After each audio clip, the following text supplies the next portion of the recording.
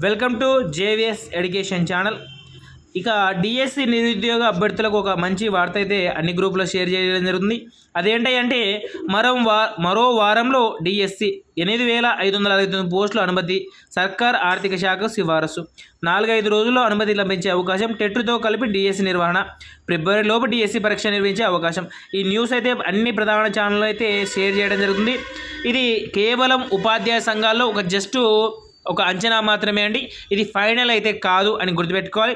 అయితే ఇది నిజం అవ్వడానికి ఛాన్స్ ఉందా అంటే 100% ఉంది. ఎందుకంటే నిన్ననే ఉపాధ్యాయ సంఘ నాయకులందరూ కలిసి సచివాలయం సెక్రటరీకి వెళ్ళడం జరిగింది. అక్కడ సజ్జల గారికి, అదేవిధంగా బొత్స సత్యనారాయణ గారికి మెమోరాండం ఇవ్వడం జరిగింది. దానితో పాటు ఒక డిఎస్సి అభ్యర్థుల ద్వారానే తెలంగాణ ప్రభుత్వం కూలడానికి 100% దోహదపడిందన్న విషయాన్ని కూడా మరీ మన రాజకీయ నాయకులకు తెలియజేయడం జరిగింది. కాబట్టి ఖచ్చితంగా అరొకొరో పోస్టులతో అయినా డిఎస్సి నిర్వహించే అవకాశం 100% ఉంది.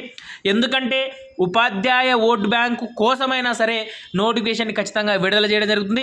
తెలంగాణ ప్రభుత్వం లాగా నోటిఫికేషన్ వదిలి మధ్యన విడిచే అయితే ప్రసక్తి అయితే ఏపీ ప్రభుత్వం అనుకోదు. ఎందుకంటే ఆల్రెడీ తెలంగాణ ఎన్నికల ఫలితాల ఆధారంగా చేసుకొని ప్రతి విద్యార్థిని లేదా నిరుద్యోగుని అంతో ఇంతో సాటిస్ఫాక్షన్ కోసమైనా సరే పట్ట నోటిఫికేషన్లు అయితే ఇవ్వడానికైతే 100% ఛాన్స్ ఉంది.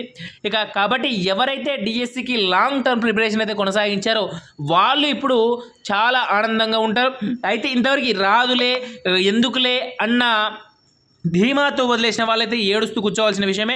ఇక అయితే కూడా వాళ్ళు కూడా ఇప్పటి నుంచి అయినా సరే ప్లాన్ కరెక్ట్ వేసుకొని రివిజన్ చేసుకుంటూ మంచి షెడ్యూల్ వేసుకొని కొనసాగిస్తే ప్రిపరేషన్ వాళ్ళు కూడా డిఎస్సిలో జాబ్ కొట్టడానికి అయితే ఛాన్సెస్ ఉంటాయని తెలియజేస్తూ మరిన్ని అప్డేట్స్ కోసం తప్పకుండా మా ఛానల్ సబ్స్క్రైబ్ చేసుకోండి. ఇటు జేవిఎస్ ఎడ్యుకేషన్ ఛానల్. ధన్యవాదాలు.